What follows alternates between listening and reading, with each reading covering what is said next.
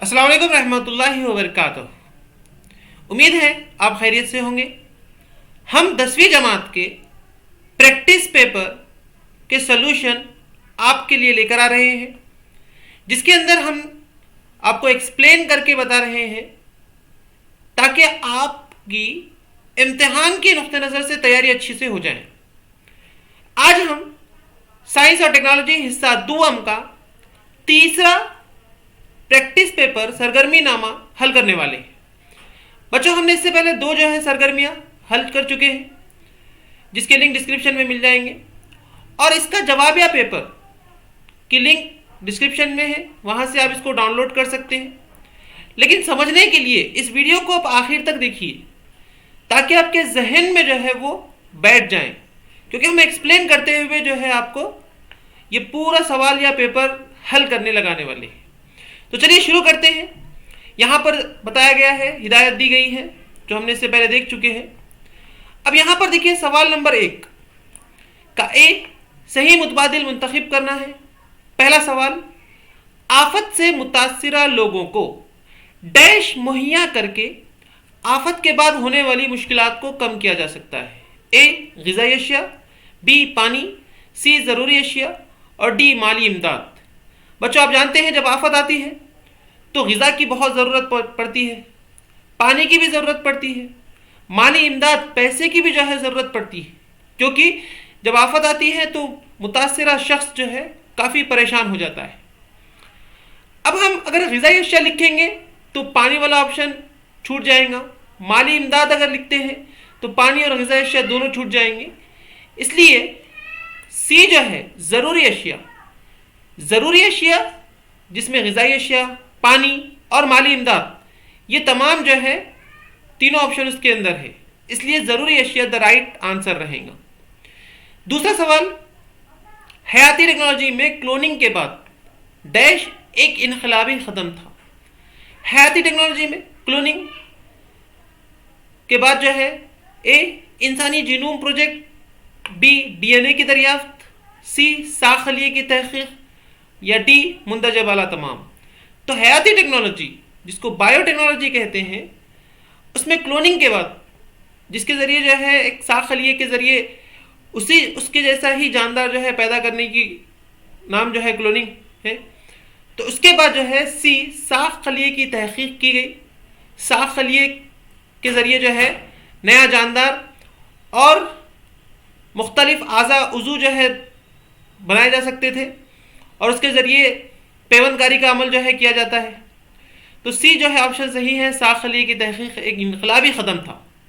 तीसरा सवाल, ईंधन के नामुकम्मल एहतराक से डैश जैसी जहरीली गैस पैदा होती है।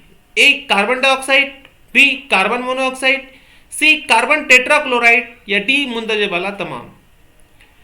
ईंधन जैसे पेट्रोल है, डीजल है, मिट्टी का तेल है या लकड़ी है, तो आप जानते हैं कि ये नामुकम्मल एहतराक होता है इनका, ये आधे अधूरे जलते हैं, जिसकी वजह से इनमें से जहरीली गैस, और सही ऑप्शन है कार्बन मोनोऑक्साइड, बाहर निकलती है। नेक्स्ट सवाल है, डैश बैक्टीरिया गंदे पानी में मौजूद जीनोबायोटिक कीमियाई मुरक्कब को तहलील कर देता है। ए हाइड्रोकार्बोनोक्लास्टिक, बी डी कंपोजिंग, सी ई Koli, D phenyl oxidising bacteria. तो right answer is phenyl oxidising bacteria है, जो गंदे पानी में मौजूद जीनोबायोटिक कीमियाई मुरक्कब को तहलील कर देता है, हल कर देता है। अगला सवाल 5वां, माहौलियात के मुताले के लिए इस्तेमाल की जाने वाली बुनियादी अफाली इकाई को डैश कहा जाता है। माहौल जानदार और गैर जानदार के मिलने से बनता है, दोनों एक दूसरे पर डिपेंड होते हैं, बिल्कुल ऐसे जैसे जिस्म में रूह। जिस्म से अगर रूह निकल जाए तो जिस्म बेकार, और अगर रूह से जिस्म अलग हो जाए तो भूत, चुड़ैल, डायन हम इसको कहते हैं। तो यानी कि दोनों जैसे रहना ज़रूरी है, उसी तरीके से माहौल के अंदर जानदार और गैर जानदार का होना ज़रूरी है। और इसके मुताले को जो बुनियादी इकाई है वो माहौली निज़ाम है। ماحول، نیش یا غذائی زنجیر یہ اس کے اجزاء ہیں. ماحولی نظام یہ بنیادی افعالی اکائی ہے. تو اس طریقے سے 5 نمبر کے جو ہے ہم نے سوالات حل کیے. آئیے سوال نمبر 1 کا بھی یہ بھی 5 نمبر کے لیے ہے، جس کے اندر پہلا جو ہے آپ کو مختلف طریقے سے سوالات پوچھے جاتے ہیں. پہلا سوال ہے مناسب جوڑیاں بنائیے. جوڑیاں یہاں پر دی گئی ہے. پہلے اس میں جو ہے مجلس خیخہ الف میں دیا ہوا ہے، اور بے میں 3 جو ہے آپشن دیے ہوئے ہیں: شراب کی لت، تمباکو کا استعمال، تناؤ کی روک تھام. قہقہے کہتے ہیں ہنسنے کو، ہے نا، زور زور سے ہنسنا. ایسی مجلس منعقد کر کے کیا کم کیا جا سکتا ہے؟ شراب کی لت، کیا ہنسنے سے شراب کی لت چھوٹ جائیں گی؟ امپاسبل ہے. تمباکو کا استعمال، ہنسنے سے جو ہے تمباکو چھوٹ جائیں گی؟ دس از امپاسبل. ہاں، تناؤ کی روک تھام، اتا ماضی سٹکلی، جو ٹینشن ہے، جو ڈپریشن ہے، وہ جو ہے مجلس خیخہ سے کم ہو سکتا ہے. تو رائٹ آپشن سی، ہم اس کو کہہ سکتے ہیں تناؤ کی روک تھام، ہے نا بچوں؟ آپ بھی بخوبی جانتے ہیں. اگلا سوال ہے آخری 2 ارکان کے درمیان تعلق کے مد نظر پہلی جوڑی مکمل کیجیے. انٹرفیرون ڈیش اور ایریتھروپوئٹین اینیمیا، یعنی اینیمیا جو ہے یہ ایریتھروپوئٹین کی وجہ سے ہو رہی، تو انٹرفیرون کی وجہ سے کیا ہو رہی؟ تو یہاں پر ہم لکھیں گے وائرل انفیکشن. یہاں پر وائرل انفیکشن جو ہے آپ نے لکھنا ہے. اگلا سوال متفرق جز علیحدہ کیجیے. یہاں پر 3 ایک جیسے ہیں اور ایک الگ ہے، جس میں سرکہ، سویا سوس، کیچپ، مونوسوڈیم گلوٹامیٹ. تو اس کے اندر جو الگ ہے وہ ہے کیچپ. تو آپ کیچپ کو جو ہے انڈر لائن کر لیجئے یا اس کو جواب کے اندر جو ہے لکھ لیجئے. اگلا سوال ہے لکھیے کہ مندرجہ ذیل بیان صحیح ہے یا غلط. 1 نمبر کے لیے پوچھا گیا ہے آبی بجلی گھر میں، یعنی پانی سے جو بجلی تیار کی جاتی ہے، بند میں ڈیم میں ذخیرہ کیے ہوئے پانی کی توانائی بالحرکت. بچوں توانائی بالحرکت کہتے ہیں جو چیز حرکت کر رہی ہے اور اس حرکت کی وجہ سے اس کے اندر جو توانائی پیدا ہوتی ہے اسے توانائی بالحرکت کہتے ہیں. کا تبادلہ پانی کی توانائی بالخوا. توانائی بالخوا اسے کہتے ہیں جس میں کوئی چیز ٹھہری ہوئی ہے، ساکن ہے، رکی ہوئی ہے، اور رکنے کی وجہ سے، ٹھہرنے کی وجہ سے، ساکن رہنے کی وجہ سے اس میں جو قوت، جو توانائی پیدا ہو رہی ہے اسے توانائی بالخوا کہتے ہیں. اب پانی آبی بجلی گھر میں جو بند میں ذخیرہ کیا ہوا پانی رہتا وہ رکا ہوا رہتا، اور رکا ہوا پانی کو جب چھوڑا جاتا تو وہ بہتا ہے، حرکت کرتا ہے. تو یہاں پر الٹا ہوا دیا ہوا ہے. دیکھیے پانی کی توانائی بالحرکت کا تبادلہ پانی کی توانائی بالخوا میں ہوتا ہے، اس لیے یہ جو ہے جملہ غلط ہے نا؟ سمجھ میں آیا نا آپ کو؟ یہ توانائی بالخوا پہلے آنا چاہیے تھا، لیکن کیا ہو گیا؟ یہ بعد میں آیا. اس کا مطلب یہ غلط ہے. آبی بجلی گھر میں بند میں ذخیرہ کیے ہوئے پانی کی توانائی بالخوا کا تبادلہ توانائی بالحرکت میں ہوتا ہے. یہ صحیح جملہ ہے. کلیئر؟ چلیے اب یہاں پر دیکھیے 5واں سوال ہے کوئی 2 ایمولسی فیرس مائعات کو گاڑھا بنانے والی اشیاء کی مثالیں دیجیے. تو 5ویں سوال کے اندر آپ اس طریقے سے لکھیں گے جواب: پولی سیکرائڈ اور گلائکولیپڈس یہ جو ہے مائعات کو گاڑھا بنانے والی اشیاء ہے. تو یہ جو ہے آپ یہاں پر پولی سیکرائڈس اور گلائکولیپڈس یہاں پر آپ کہہ سکتے ہیں. یہ جواب پہ پیپر ہے. یہ جواب پیپر آپ کو جو ہے ڈسکرپشن میں مل جائے گا، وہاں سے آپ اس کو ڈاؤن لوڈ کر سکتے ہیں.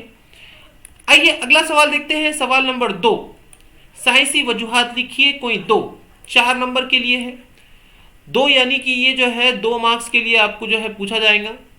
ایک سوال جو ہے 2 مارکس کے لیے ہے. 4 پوائنٹ آپ نے ضرور لکھنا ہے کم از کم. زیادہ زیادہ لکھ سکتے ہیں، 5 لکھ سکتے، 6 لکھ سکتے، لیکن کم نہیں لکھنا ہے آپ کو. پہلا، ابتدائی طبی امداد کی تربیت بہت ضروری ہے، جس کو فرسٹ ایڈ کہتے ہیں. جب کبھی آفت آتی ہے اس وقت فوری امداد کرنے کے لیے جو ہے ہمیں اس کی تربیت ہونا بہت ضروری ہے کہ ایسی حالت میں ہم کیا کریں، ہے نا؟ اکثر ہم پریشان ہو جاتے ہیں اور سمجھ میں نہیں آتا. تو اگر ہماری تربیت ہوئی والی رہیں گی ہم فوری کیا کر سکتے ہیں؟ طبی امداد جو ہے دے سکتے ہیں، جس سے جو ہے کسی کی جان بچ سکتی ہے.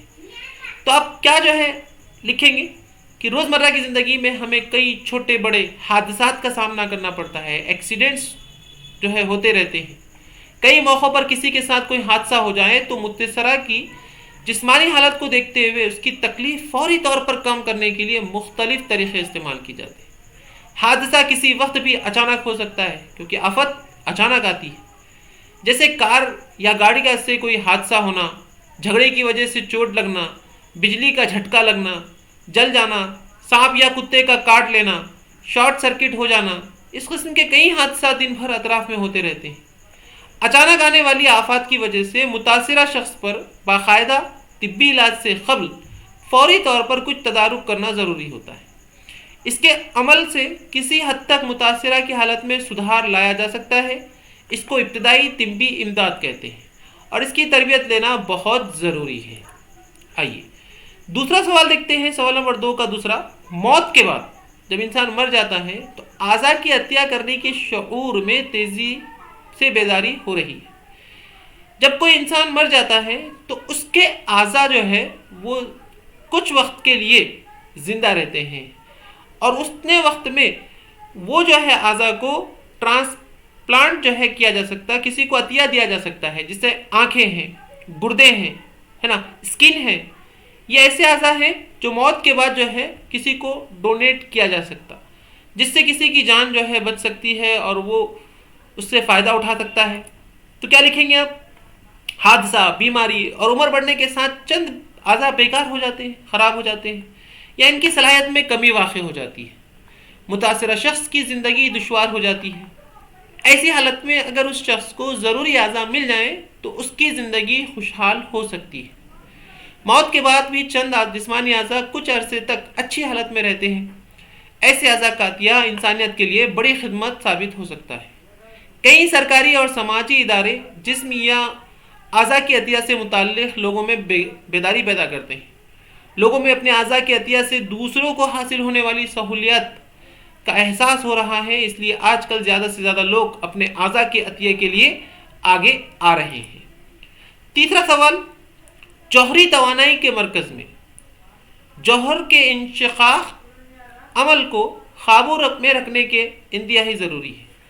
آپ جانتے ہیں بچوں، جو ہمارا کرنٹ ہے، الیکٹریسٹی ہے، برقی توانائی ہے، اس کو ہم جوہری توانائی سے، یعنی جو ایٹمک انرجی ہے، ایٹم سے، ایسے عناصر جو تابکاری عناصر ہے، ان تابکاری عناصر کا استعمال کر کے ہم کرنٹ تیار کر سکتے ہیں. اس کا آپ نے مطالعہ کیا تھا. تابکاری عناصر کون سے؟ جن میں سے الفا، بیٹا، گاما شعاعیں جو ہے نکلتی ہیں اور جن کا جوہری عدد 92 کے بعد سے شروع ہوتے ہیں. جیسے یورینیم. یورینیم جو ہے اس کے اوپر نیوٹران کی بوچھار کی جاتی اور اس کے مرکزے کو توڑا جاتا، جس میں سے بے پناہ توانائی نکلتی ہے. یوں کہیں کہ اس میں سے 200 MeV توانائی نکلتی ہے. اس توانائی سے جو ہے پانی کو گرم کیا جاتا ہے، پانی بھاپ بنتا ہے، بھاپ سے ٹربائن کو گھماتے ہیں، ٹربائن کے گھومنے سے جنریٹر گھومتا ہے، جنریٹر کے گھومنے سے الیکٹریسٹی جو ہے، برقی توانائی جو ہے پیدا ہوتی ہے. اس کا ہم نے یہ کیا تھا. اب ایسی حالت میں کیونکہ جوہری توانائی یہ بہت ہی خطرناک ہوتی ہے، اگر اس کے اوپر قابو نہ کیا جائے تو یہ بے پناہ جو ہے تباہی مچائیں گی. ہم نے اس کا مشاہدہ کیا ہے. جو ایٹمک بم ہے جس کا استعمال کر کے لاکھوں لوگوں کی جان چلی گئی تھی، تو یہ بہت خطرناک چیز ہو سکتی ہے. اس لیے اس کے اوپر قابو رکھنا ضروری ہے اور اس کو قابو رکھنے کے لیے جو مراکز ہوتے ہیں وہاں پر کیڈیم کی سلاخ کا استعمال کیا جاتا ہے. بچوں آپ لکھیں گے اس طریقے سے کہ جوہری انشقاقی عمل ایک زنجیری تعامل ہے. جوہری توانائی مرکز میں ان تعاملات کو بہت احتیاط کے ساتھ قابو میں رکھا جاتا ہے. اگر جوہری تعاملات کو کنٹرول نہ کیا جائے تو غیر منضبط طریقے سے زیادہ نیوٹران پیدا ہوتے جائیں گے. ہر نیوٹران پھر یورینیم 235 پر انشقاقی عمل میں حصہ لے کر مزید 3 نیوٹران پیدا کرے گا. اس قسم کے غیر منضبط تنظیری تعامل سے خطرناک حادثات ہونے کا امکان رہتا ہے. اس لیے جوہری توانائی کے مرکز میں جوہر کے انشقاق کے عمل کو قابو میں رکھنا انتہائی ضروری ہے.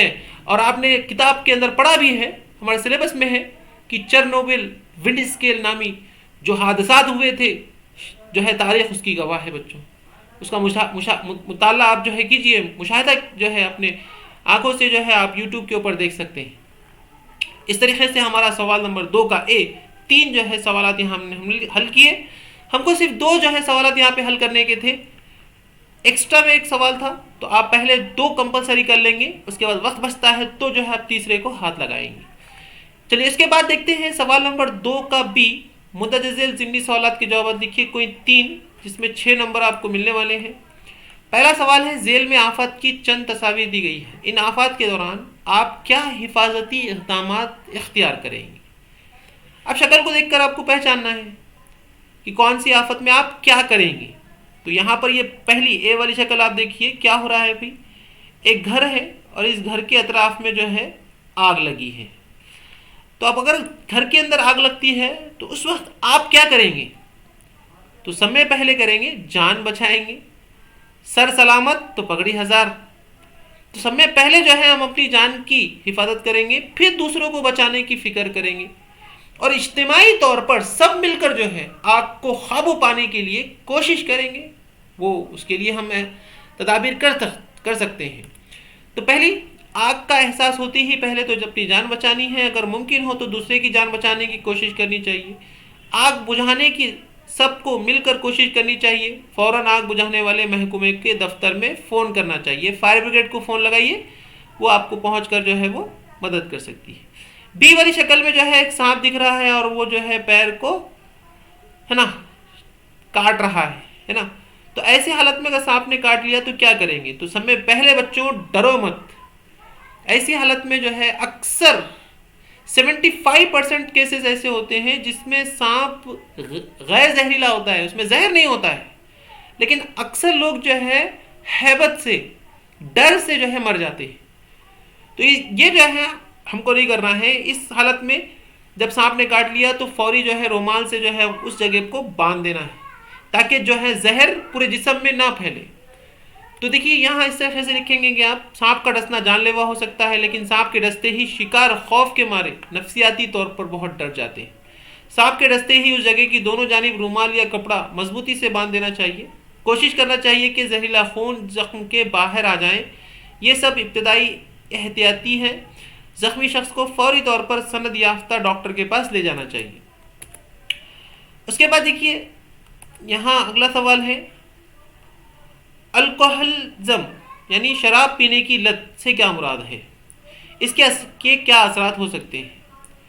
تو دیکھیے الکوہلزم ایک قسم کی عادت ہے جس میں مختلف قسم کی شراب کا استعمال کیا جاتا ہے۔ شراب کا لازمی جز الکوہل ہوتا ہے، اور کہتے ہیں شراب تمام برائیوں کی جڑ ہے۔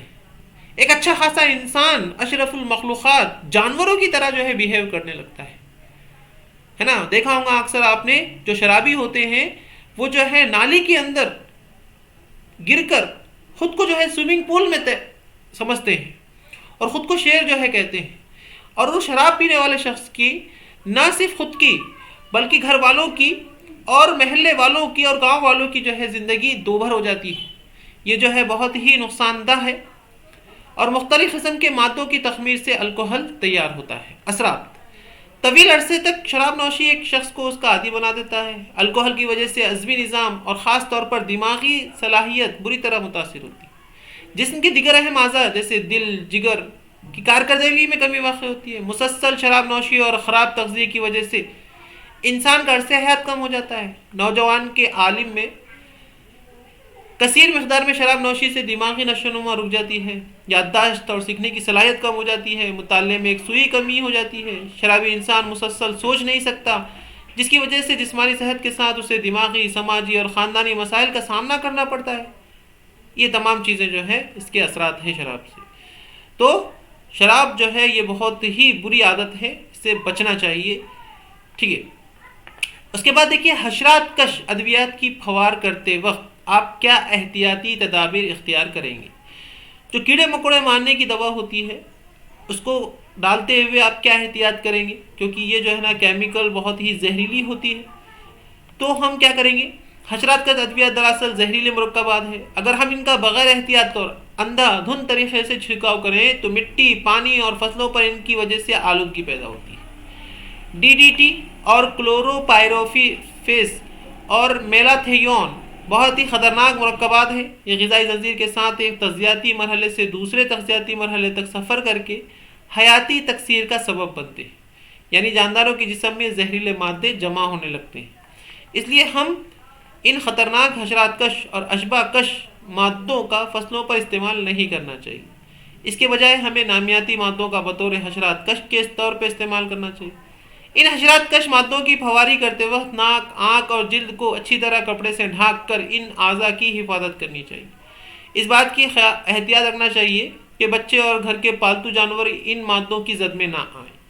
کبھی بھی زیادہ مقدار میں ان مادوں کا استعمال نہیں کرنا چاہیے.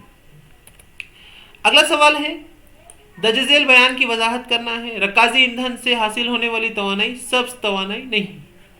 رکازی ایندھن، رکازی اسے کہتے ہیں جو زمین کے اندر دفن ہے اور ان جو ہے وہ ایندھن کے اندر جو ہے تبدیل ہو گیا، جیسے پتھر کا کوئلہ ہے، معدنی تیل ہے، پیٹرول، ڈیزل، مٹی کا تیل ہے.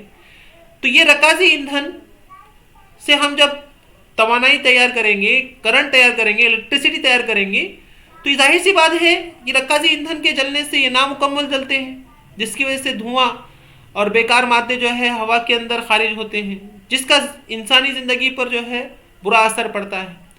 تو ہم اسے سبز توانائی نہیں کہہ سکتے. سبز توانائی اسے کہتے ہیں جس سے کسی قسم کی آلودگی نہیں ہوتی ہے. اور تو اور رکازی ایندھن محدود ہے، لیمیٹڈ ہے، ایک نہ ایک دن ختم ہو جائیں گے. اس لیے اس کی بجائے جو ہے ہمیں دوسری چیز استعمال کرنی چاہیے. رکازی ایندھن جیسے کوئلہ، پیٹرول، ڈیزل یا قدرتی گیس آلودگی پیدا کرنے والے ایندھن ہیں. ان کے احتراق سے زہریلی گیسیں اور کاربن کے مہین ذرات جو ہے کا اخراج ہوتا ہے. اس طرح رکازی ایندھن سے فضائی آلودگی پیدا ہوتی ہے. ان ایندھن کے نامکمل احتراق سے کاربن مونو آکسائڈ گیس پیدا ہوتی ہے. اس گیس سے صحت کے مسائل پیدا ہوتے ہیں. رکازی ایندھنوں کے جلنے پر ہوا میں کاربن ڈائی آکسائڈ، کاربن مونو آکسائڈ اور نائٹروجن ڈائی آکسائڈ کی سطح میں اضافہ ہوتا ہے. ہوا میں کاربن ڈائی آکسائڈ کے اضافے سے کروی افزائی حرارت کا اظہار ہوتا ہے. نائٹروجن ڈائی آکسائڈ سے تیزابی بارش ہونے کا خدشہ ہے. رکازی ایندھن کے احتراق سے پیدا ہونے والی کاربن کے مہین ذرات سے تنفسی بیماریاں، سانس لینے میں تکلیف، مثلا دمہ وغیرہ پیدا ہوتا ہے. مجموعی طور پر تمام رکازی ایندھن سے ہوا آلودہ ہو جاتی ہے. علاوہ ازیں رکازی ایندھن توانائی پیدا کرنے کا غیر تجدیدی ذریعہ ہے، یعنی اس کو دوبارہ حاصل نہیں کر سکتے. ایک بار آپ نے پتھر کوئلہ جلا دیا، اس کو واپس نہیں حاصل کریں گے. آپ پیٹرول، ڈیزل کو استعمال کر لیا، پھر واپس سے وہ استعمال نہیں کیا جا سکتا. اس کو غیر تجدیدی بولتے ہیں. ان کے ذخائر محدود ہے. ان کی تلاش کے لیے زمین کو کافی گہرائی تک کھودا جاتا ہے، جس کے سبب ماحولیاتی مسائل پیدا ہوتے ہیں. سبز توانائی محفوظ، قابل تجدید اور کثیر مقدار میں دستیاب ہوتی ہے. اس کی وجہ سے کسی قسم کے ماحولیاتی مسائل پیدا نہیں ہوتے، اور سب سے بڑی بات یہ ہے کہ آلودگی بالکل پیدا نہیں ہوتی. بس رکازی ایندھن سے حاصل ہونے والی توانائی سبز توانائی نہیں. تو اس طریقے سے یہاں پر سبز توانائی نہیں. پانچواں سوال، تقسیم دوئی اور کثیر تقسیم کے درمیان کوئی دو امتیازی فرق لکھیے. بچوں سوال جو ہے نا وہ آپ کو سمجھنا بہت ضروری ہے. انہیں خود بول رہے ہیں یہاں پر. ہم جانتے ہیں کہ غیر جنسی تولید کے اندر جو ہے نا تقسیم دوئی اور کثیر تقسیم.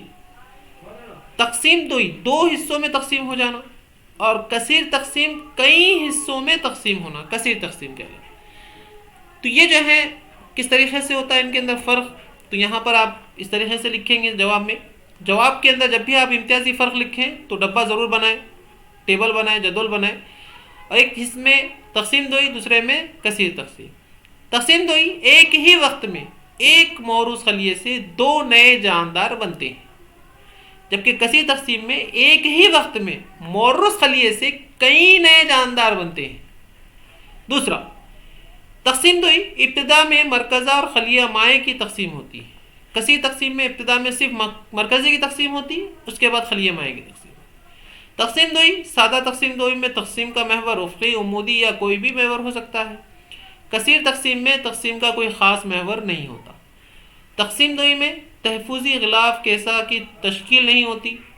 کثیر تقسیم میں تحفظی غلاف کیسا سسٹ کی تشکیل ہوتی ہے. تقسیم دوئی سازگار حالت میں تقسیم دوئی کا عمل ہوتا ہے. کثیر تقسیم صرف ناسازگار حالات میں ہی کثیر تقسیم کا عمل ہوتا ہے. تقسیم دوئی امیبا کے اندر ہم نے دیکھا. کثیر تقسیم بھی امیبا کے اندر ہی ہوتا ہے. لیکن تقسیم دوئی کا عمل امیبا کے اندر سازگار حالات میں ہوتا ہے، جبکہ ناسازگار حالات میں کثیر تقسیم ہوتی ہے۔ یہی بات سمجھ میں بچوں؟ تو اس طریقے سے آپ جو ہے جوابوں کو لکھیں گے۔ اگلا سوال جو ہے سوال نمبر 3 کا 1، مندرجہ ذیل ضمنی سوالات کے جوابات لکھیے، کوئی 5 15 نمبر، 3 نمبر جو ہے ہر ایک کے لیے ہیں، 6 پوائنٹ کم از کم آپ کو لکھنے ہیں۔ یہاں پر دیکھیے ذیل میں دی گئی تصاویر کیا ظاہر کرتی ہے، تو پہلے اس میں جو ہے آپ شکل دیکھ کر سمجھ چکے ہوں گے کہ بچہ جو ہے کھانا کھا رہا ہے جیسے ہم بھی کھاتے ہیں، لیکن اس بچے کو اگر غور سے دیکھیں تو پتہ چل رہا ہے یہ والا جو ہے موبائل دکھ رہا ہے آپ کو، یہ موبائل اس کے ہاتھ میں ہے کھانا کھاتے وقت۔ کیا یہ اچھی عادت ہے؟ بالکل نہیں، ہے نا، تو گندی عادت ہے۔ تو ہم کیا لکھیں گے کہ تصویر میں ایک لڑکا کھانا کھاتے وقت بھی اپنے موبائل فون میں مصروف ہے، یہ غیر مناسب اور ناپسندیدہ عمل ہے۔ کھانا کھاتے وقت پوری دھیان غذا پر ہونا چاہیے۔ لڑکے کے اس رویے سے اس کے صحت پر مضر اثرات، برے اثرات جو ہے رونما ہو سکتے ہیں۔ دوسری شکل جو ہے جس کے اندر سگریٹ بتایا گیا ہے، سگریٹ نوشی، شراب نوشی، اس سے بچنا جو ہے ہم کو یہاں پر یہ میسج دے رہا ہے۔ تو ہم کیا لکھیں گے کہ دی گئی شکل جو ہے اس تصویر میں مختلف لت جیسے شراب نوشی، منشیات، ہے نا، ڈرگس وغیرہ کا استعمال، سگریٹ نوشی کا ظاہر کیا گیا ہے۔ سگریٹ کے تمباکو میں کینسر پیدا کرنے والا مادہ نکوٹین موجود ہوتا ہے۔ کثرت سے سگریٹ نوشی سے کینسر لاحق ہونے کے احتمالات بڑھ جاتے ہیں، اس لیے ہمیں سگریٹ نوشی سے دور رہنا چاہیے۔ اس طرح ہمیں لت پیدا کرنے والی عادتیں جیسے منشیات، شراب، گٹکا وغیرہ سے باز رہنا چاہیے۔ مندرجہ بالا شکل میں ہمیں منشیات اور سگریٹ نوشی کی لت پر قابو رکھنا چاہیے۔ نہ پیے، نہ پلائیں، نہ لا کر دیں۔ گٹکا، سگریٹ، تمباکو، اس سے دور رہنا چاہیے۔ یہ ہماری زندگی اور پیسہ اور صحت تینوں کو جو ہے خراب کرنے والا ہے۔ اس کے بعد دیکھیے اگلا ایک جو ہے بچہ کافی اداس سا بیٹھا ہوا ہے، اکیلا بیٹھا ہوا ہے، پتہ نہیں کون سا ٹینشن اس کو ہے۔ تو ہم کیا لکھیں گے؟ ہم لکھیں گے کہ دی گئی تصویر سے ظاہر ہوتا ہے کہ یہ شخص کسی ذہنی مرض میں، ٹینشن میں مبتلا ہے۔ یہ شخص سخت اداسی، نا امیدی اور مایوسی کے زیر اثر ہے نا۔ ایک مومن، ایک مسلمان نا امید نہیں ہو سکتا۔ اللہ کے اوپر جس کا بھروسہ ہو، یقین ہو، اسے جو ہے بالکل یقین ہوتا ہے کہ یہ وقت بھی گزر جائے گا۔ تو یہ جو ہے نا امیدی اور مایوسی کے زیر اثر ہے۔ شاید یہ شخص منشیات کی لت میں بھی مبتلا ہو سکتا ہے، یہ عادی شرابی ہے۔ اس شخص کی مایوسی دور کرنے کے لیے مختلف مشاغل جیسے موسیقی، مطالعہ، میدانی کھیل، جسمانی ورزش، یوگا جیسی عادتوں کو پروان چڑھانا ہوگا۔ کاؤنسلر کے پاس لے جا کر جو ہے پریشانیوں کا حل ڈھونڈنا ہوگا اور اپنی نفسیاتی علاج بھی کروانا ہوگا۔ اگلا سوال جو ہے درج ذیل جدول مکمل کیجیے، جس میں خوردبینی حیاتی عمل سے حاصل شدہ اشیاء، جس کے اندر سائٹرک ایسڈ، اس کے افعال لکھنا ہے، اسکاربک ایسڈ، بیٹا کیروٹین، گلائکولیپڈس، وینیلین، زائلوٹول۔ تو یہاں پر دیکھیے سائٹرک ایسڈ کا جو فعل ہے وہ تیزابیت پیدا کرنا، اسکاربک ایسڈ ضد تکسید اور حیاتین، بیٹا کیروٹین غذائی رنگ، گلائکولیپڈس ایملسی فائر محلول کو گاڑھا بنانے والی اشیاء، وینیلین ایسنس یعنی غذائی خوشبودار محلول، زائلیٹول مصنوعی مٹھاس کیلوری کم ہوتی ہے۔ اس طریقے سے جو ہے اس کے استعمالات اور ہم نے لکھے ہیں۔ اس کے بعد جسمی کیفہ پر مختصر نوٹ لکھیے۔ جسمی کیفے کے جو ہے نوٹ لکھنے کے لیے دیکھو جسمی کیفہ باڈی کیویٹی، جسم اور اندرونی اعضاء کے درمیان خلا کو جسمی کیفہ کہتے ہیں۔ کیفہ کے معنی کیویٹی یعنی خالی جگہ، کھوکھلی حصہ جسم کے اندر۔ جسم اور اندرونی اعضاء کے درمیان خلا کو جسمی کیفہ کہتے ہیں۔ کثیر خلوی حیوانات میں ان کی جنینی نشو و نما کے ابتدائی دور میں میان ادمہ یا آنتوں سے جسمی کیفہ تیار ہوتا ہے۔ اس قسم کا جسمی کیفہ آئلہ حلقے دار دودوں میں اور اس آئلہ کے بعد آنے والے تمام آئلوں کے حیوانات میں پایا جاتا ہے۔ اس قسم کے حیوانات کو حقیقی جسمی کیفہ والا حیوانات کہتے ہیں۔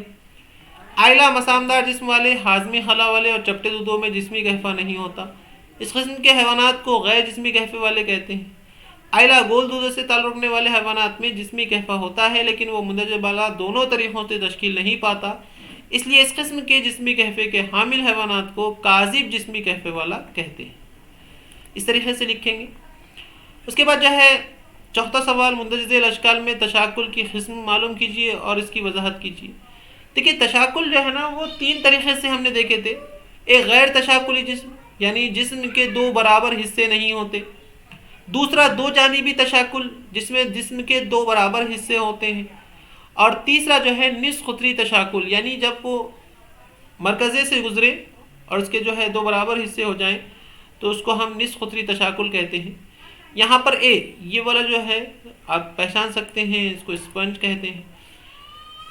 تو شکل اے میں غیر جانبی تشاکل کو ظاہر کرتا ہے۔ غیر تشاکل جسم جن حیوانات کے جسم میں ایسا کوئی خیالی محور نہیں ہوتا جس کے ذریعے جسم کے دو مساوی متماثل حصے حاصل ہوں، مثلا امیبا، پیرامیشیم اور کچھ اسپنج۔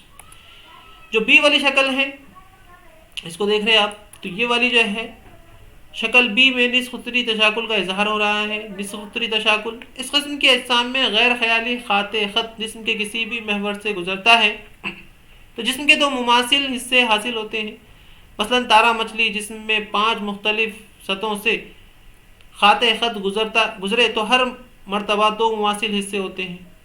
اور شکل سی یہ والی جو ہے نا بکری کی شکل ہے، جو دو جانبی شکل کو جو ہے ظاہر کرتا ہے۔ دو جانبی تشاکل اس قسم کے اجسام میں صرف ایک ایسا خیالی محور ہوتا ہے جس کے ذریعے جسم کے دو مساوی متماثل حصے حاصل ہوتے ہیں، مثلا کیڑے مکوڑے، مچھلیاں، مینڈک، پرندے وغیرہ وغیرہ۔ اس کے بعد 5واں سوال ہے حیاتی تنوع بائیو ڈائیورسٹی کی 3 سطحوں کی وضاحت کیجیے۔ تو حیاتی تنوع کی جو ہے جینی تنوع، گروہی تنوع اور ماحولی نظام میں تنوع۔ جینی تنوع جس میں جینیٹک ڈائیورسٹی رہیں گی، ایک ہی جماعت کے جانداروں میں جینیاتی فرق کی وجہ سے پیدا ہونے والے تنوع کو جینی تنوع کہا جاتا ہے۔ مثلا ہر انسان دوسرے سے کسی قدر مختلف ہوتا ہے، کوئی دو جانور یا پودے ایک جیسے نہیں ہوتے۔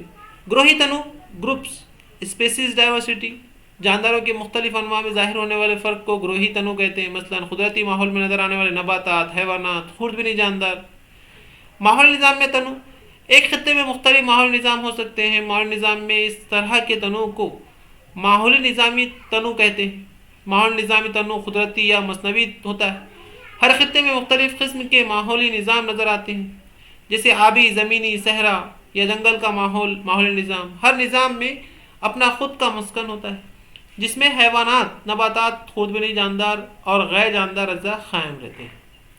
چھٹا سوال جو ہے، آج کل ہم ہر جگہ ماحول میں ہونے والی تنزلی کو دیکھ رہے ہیں، ماحول خراب ہو رہا ہے، تو ماحول کے تعلق سے درج ذیل رواقع کا مکمل کرنا ہے۔ بھئی آپ ماحول کا تحفظ کیسے کریں گے؟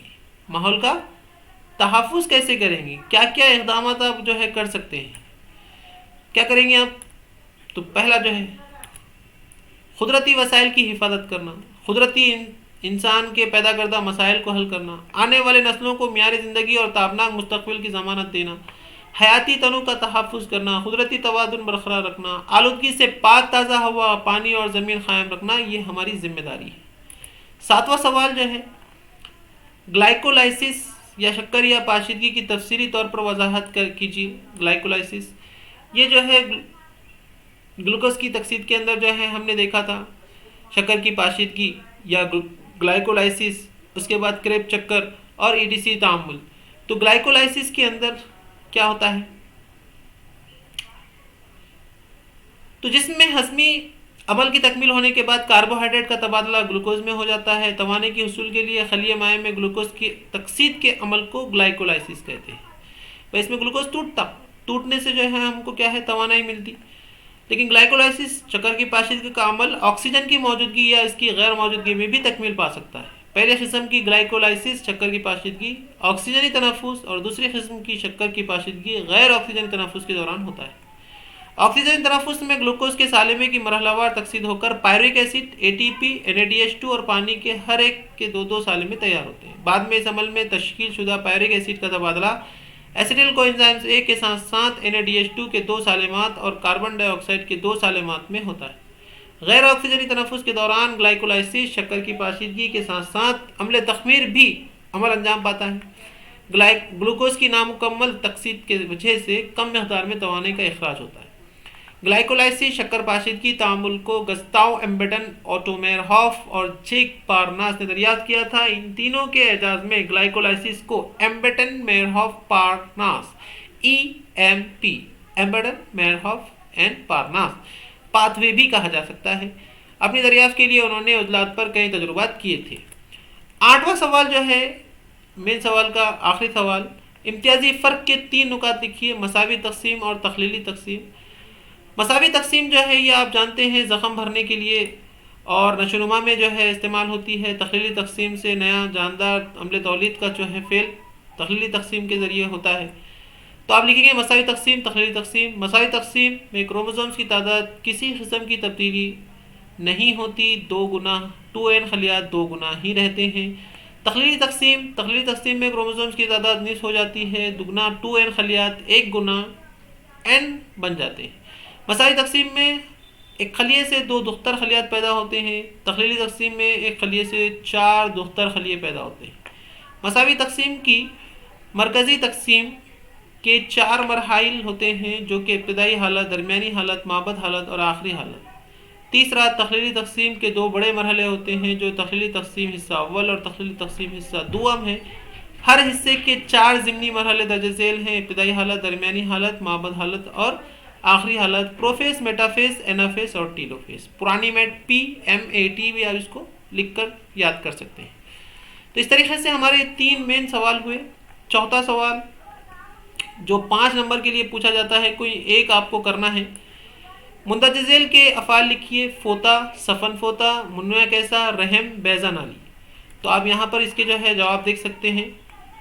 یہ سوال نمبر 4 کا یہ جواب ہے، جس میں فوتا منیہ اور نر محرکات ٹیسٹوسٹیرون پیدا کرنا، سفن فوتا فوتے کی حفاظت اور ان کے درجہ حرارت پر کنٹرول کرنا، منیہ کیسا منیہ رطوبت کا افراز جو منی کا بڑا حصہ ہے، منیہ کا تغذیاتی مادہ مہیا کرنا، رحم حمل کے دوران جنین کی نشو و نما اور والدگی، بچے کی پیدائش کے وقت سکڑ کر اسے باہر دھکیلنا، بیض نالیاں تشکیل بیض کے بعد خارج شدہ بیضے کو رحم میں پہنچانا، منیہ کے ذریعے بیضے کو برابر کرنا کے لیے جگہ فراہم کرنا۔ حمل ٹھہرنے کا عمل اسی وقت ممکن ہوتا ہے جب وہ منیہ اور بیضہ نالی میں ایک دوسرے سے ملاپ کرتے ہیں۔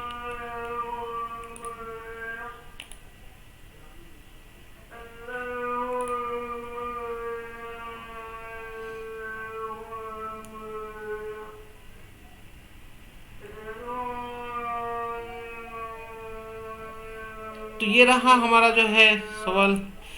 اس کے بعد جو ہے آخری سوال ہے ہمارا، دیکھ لیتے ہیں۔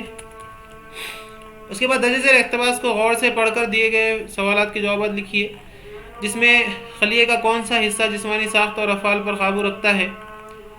تو یہاں پر دیکھیے DNA میں موجود جین کے ساتھ ساتھ RNA جسمانی ساخت اور افعال پر قابو رکھتا ہے۔ خلیے میں مخصوص قسم کے پروٹین کی تالیف کیسے کی جاتی ہے۔ DNA کے سالمے میں پروٹین کی تیاری سے متعلق معلومات کا ذخیرہ ہوتا ہے، اس معلومات کی بنا پر حسب ضرورت پروٹین تیار ہوتا ہے۔ بعد میں RNA کی معروفیت، یہ پروٹین DNA کے ذریعے تالیف کیا جاتا ہے۔ mRNA اور DNA میں کیا یکسانیت ہے؟ DNA پر نیوکلیوٹائڈ کی ترتیب mRNA پر نقل ہو جاتی ہے، پس mRNA پر نیوکلیوٹائڈ کی ترتیب ہمیشہ DNA کے دھاگوں پر نیوکلیوٹائڈ کی تکمیل ترتیب کے مطابق ہوتی ہے۔ RNA اور DNA میں کوئی ایک فرق لکھیے۔ DNA میں تھائمین کی طرح RNA کے سالمے میں یوراسیل ہوتا ہے۔ اور سینٹرل ڈوگما کی تعریف لکھیے۔ DNA میں RNA کی معرفت پروٹین تیار کرنے کے نظریے کو سینٹرل ڈوگما کہتے ہیں۔ امید کرتے ہیں آپ کو جو ہے پیپر پورا اچھے سے سمجھ میں آیا ہوگا، اور اس کو آپ ڈاؤن لوڈ کر سکتے ہیں ہمارے جو ہے نا اس ویڈیو کے ڈسکرپشن میں، اور بتائیے کہ آپ کو یہ ویڈیو کیسا لگا ہے۔ امید کرتے ہیں آپ کو اس کا فائدہ ضرور ملے گا۔ لائک کریں، سبسکرائب کریں اور شیئر کریں۔ نیکسٹ ویڈیو کے لیے تیار رہیں۔